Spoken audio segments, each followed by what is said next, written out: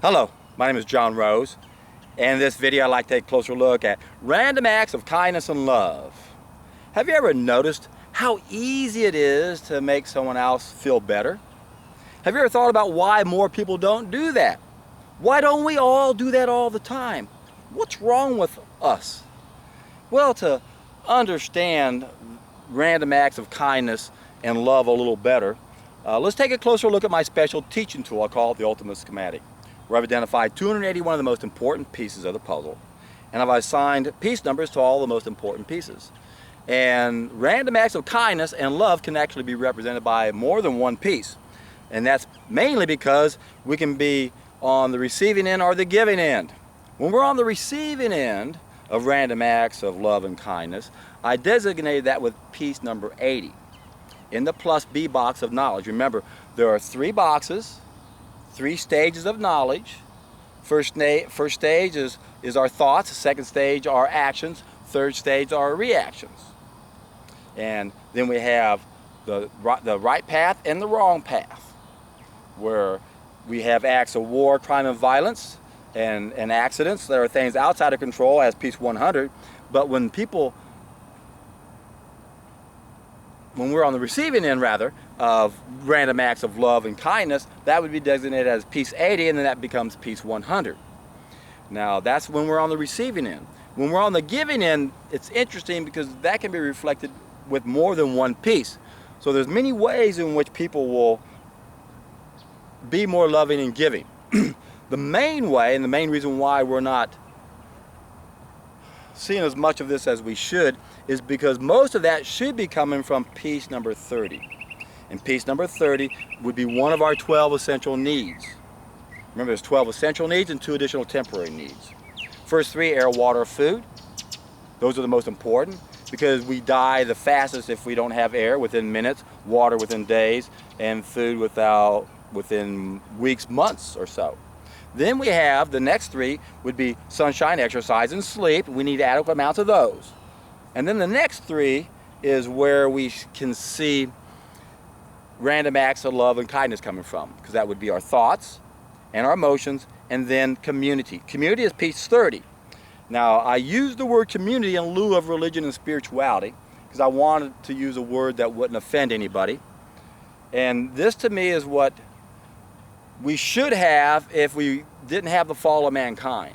Because the fall of mankind, when we start cooking our food, it destroyed the biophotons, and when we don't have enough biophotons, we have a low biophoton level. I coined that condition Hypo-Heliosis. So we have Hypo-Heliosis A on an individual level and Hypo-Heliosis B on a collective level. So the reason why we don't see random acts of kindness as much as we should, because our species suffers from Hypo-Heliosis B. It's the most common disease and the most dangerous disease that's ever afflicted mankind ever since the fall of mankind, where we start cooking our food and destroying the nutrient that allows us to feel one with everyone, where we want to help everybody and we want to make everything better because we know that's the only way we can make our lives better. So we suffer from Hypo-Heliosis. And if we will all get connected, that's how we'd be spending our day. We'd all be helping each other. This would be paradise. So that's the main way that we should have random acts of kindness and love all over the place, is by getting reconnected. That's why I always say, if we don't reach a tipping point, things are never going to change. We're not going to have near enough random acts of kindness and love. And again, it takes so little to make someone else happier. And it's a shame more people don't do that. And there are other ways to do it if we don't get reconnected. But one of the best ways to be more loving and kind and generous and giving is to flush out that serpent and realize everyone has a good excuse for being a fool, and then bumping up those biophotons so you can feel one with everyone, even the stupid gnat that won't leave me alone. Darn it. And so that's the main way. And if we just did that, again, this world would be different. And things won't change until we reach a tipping point. So that's the main way that we should do it. There are other ways. Another way would be through our thoughts and through our emotions. We can have empathy for people, and we can just simply think about it. I understood this concept as a young man. I realized how easy it was to make someone else happy. Just a small thing to make someone else happy, and to me it's just a no-brainer. So we can use our thoughts to do that. We can use our empathy level, a feeling of that we can feel other people's pain to make them feel better.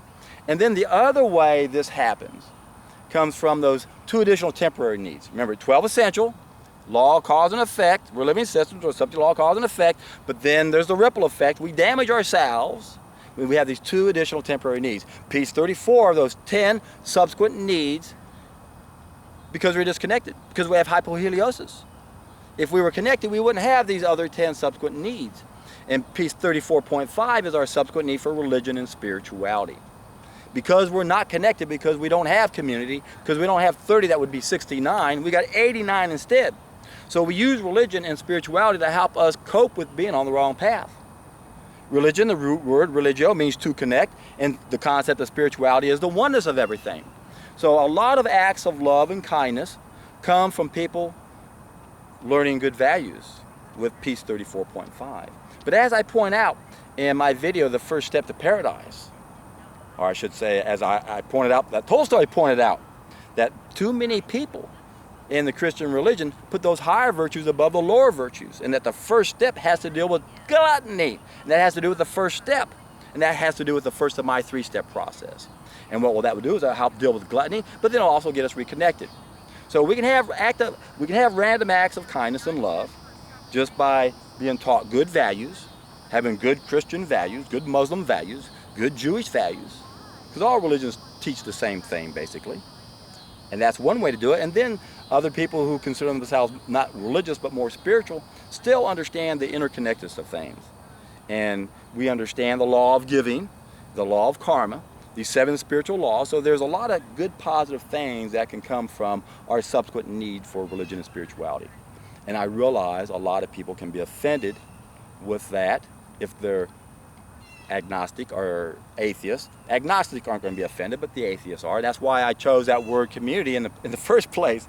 And I thought it was in lieu of spirituality, but then I realized, no, wait a second, spirituality is in the same boat as religion. We're disconnected. And now we need to focus on these other things when we shouldn't have to think about it. So we can be taught good values. We can be told to be loving and kind and cooperate, but we shouldn't have to be, and that's been my whole contention this whole time. These are all a given once we get reconnected. This is what a lot of people don't understand. There is a to-do list and a to-get list. On to the get list, what do we want? We want to be in paradise. We want to have all this love. We want to be the recipient of all this love, right? We want to end up with positive effects. But that's what we get when we do the right thing. So our focus should not be on our to-get list in the 3rd stage. Although we can use that to motivate us, our main focus is on the 2nd stage, because that's where the mistakes are made. We need to correct the mistakes in the 2nd stage of knowledge. That's the fall of mankind. That's when we start cooking our food. We've got to correct that mistake. And that's the key, what most people don't understand. Most people don't understand the total ramifications that come from destroying the nutrient that makes us feel one with everything. So why did they call this first mistake the fall of mankind? It's simple. We lost one of our senses. We're senseless. We have to be told to be loving and kind and generous and cooperate, when that's not the solution. We shouldn't have to be told to be given. We shouldn't have to be given 10 commandments. We shouldn't have to be given 7 spiritual laws. We should only be given one law. Thou shalt not kill. Don't kill man, nor beast, nor the food that goes into your mouth. And that's what we do. And once we start cooking the food, then we're so stupid we start cooking the animals. And we start cooking the plants. We start eating food we're not biologically adapted to eat. And we wonder why we suffer. Because we're in denial. We can't own up to the big mistake we're making. Look at Mary, look at Jim. They're eating cooked food, they're saints. Look at all the acts of love and kindness they have. But it doesn't come natural to them.